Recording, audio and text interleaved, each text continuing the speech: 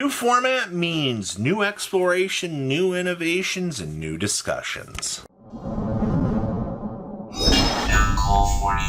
Make sure you guys smash the crap out of that subscribe button so you guys don't miss out more Oz content. So I wanted to talk about this is everything I've been seeing about this new format, from like innovations, discussions, and things like that. So Rongo Bongo Reminiad.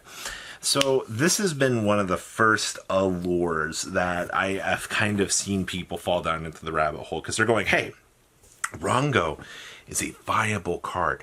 Let's try to make, a strategy to turbo this out. Over the last couple of days, that's all people have been doing. They've been trying to innovate and find probably the best way to make Rongo Reminiad a viable strategy.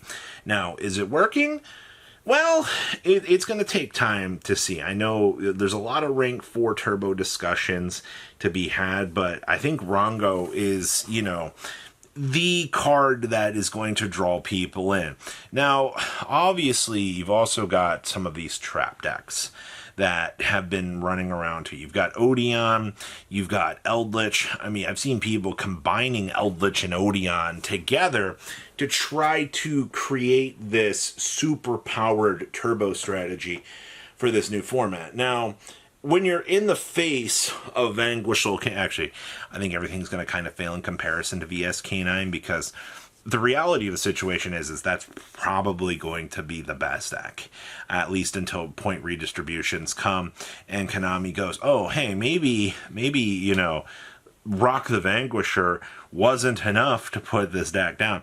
Maybe Holly Sue, the ability to take control of, monsters and special summon and turbo out other options, maybe that's a problem. But when you're looking at something like Odeon, I think Odeon is going to be a deck that will be able to handle a majority of the rest of the card pool. It feels like a very, very good deck for the tools that it's got going for it. It's always been one of those decks that you're just like, oh, okay, this is actually kind of solid. I also pulled up some old Rivalry of the Warlords decks that I guess people were talking about. So you had Metamorph Ninjas, Mimikul. You had the good old Sprite Turbo, like Mirage and Nightmare, Trap Tricks. You've also got, I don't think people have realized this yet, but Amazement is a deck. I do specifically remember listening to people complain about Rivalry of the Warlords at the NAWCQ this year, that people were like, the Amazement Trap card is just bonkers broken, man. Like, I couldn't do anything about it. I lost. I had 3 people come up to me and talk to me about how broken Amazement was in this format, and I've not heard a single word of people acknowledging this is a real deck. I also did get word that people were testing out Art Mage with, good old Medius the Pure in the very early stage. You got to remember, Rivalry of the Warlords was, what this format was based off of. Konami, for so long, was taking that format, babying it, creating it, but we didn't have a lot of info about that format. It was the biggest point ticket system side event that you could play at events, and you're basically renting out these decks from Konami, and now they basically said, hey, we're going to give this back to you. You've also got things like Ashen, Blackwings, you'd have Kaibaman, Centurion, Dragon Rulers, good old Libromancer was also a deck. There were so many choices that you could have. Even Monarchs were a decently viable deck underneath, this old system. And they took all of this and they transitioned it. Now, TCG players with this format right now, the majority of the Gimmick players are doing one of two things right now. They're going after some stupid gimmick like Mystic Mine, Rongo Reminiad, or you're over here in Camp Exodia. Camp Exodia is where the elite of the elite have put on their helmets, and we are going to innovate this Exodia deck. You gave us all of the Exodia pieces at multiple numbers. Now, these scholars are putting to the test their knowledge and their abilities to try to make Exodia one of the absolutely most broken decks that they can.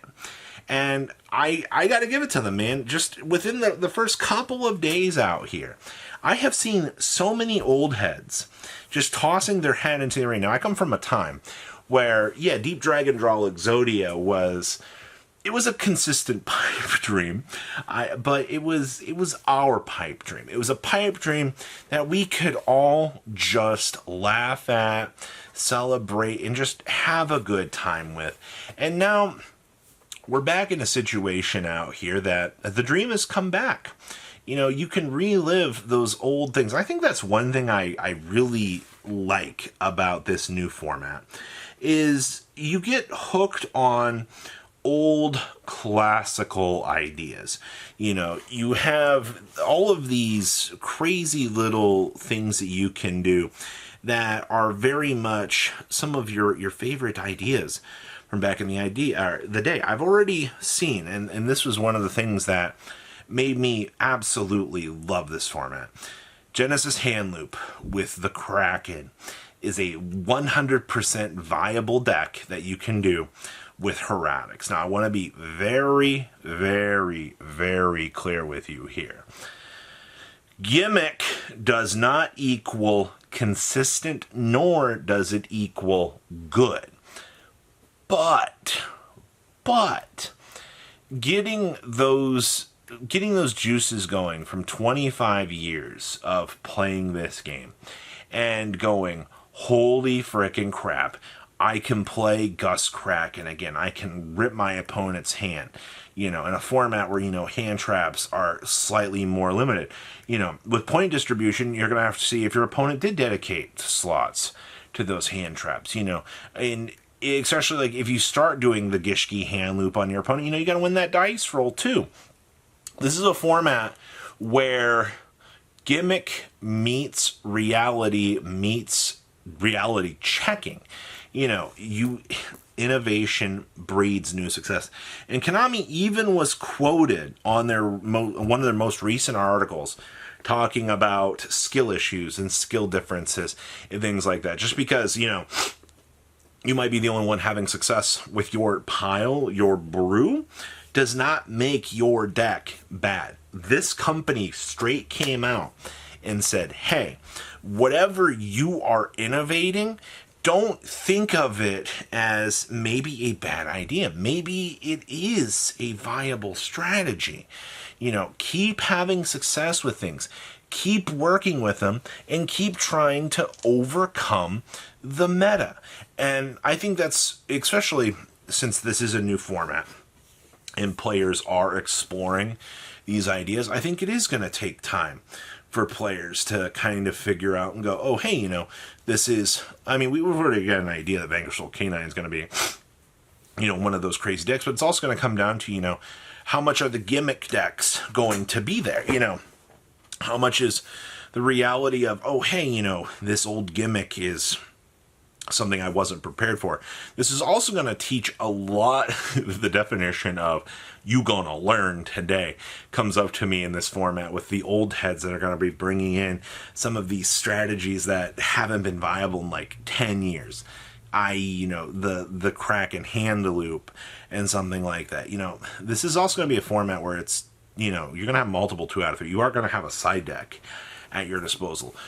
Are you going to be able to side for every situation? No, not at all. The modern era Yu-Gi-Oh has pretty much taught us that you're not going to be able to handle every sort of situation that comes up.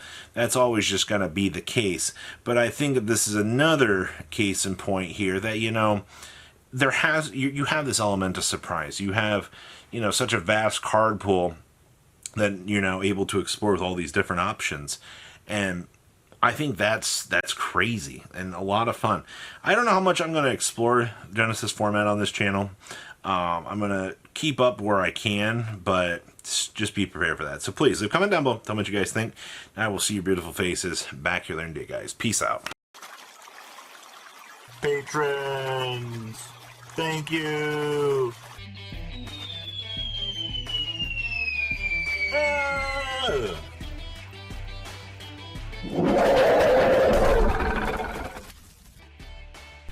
Thank you so much for watching. Check out these other videos.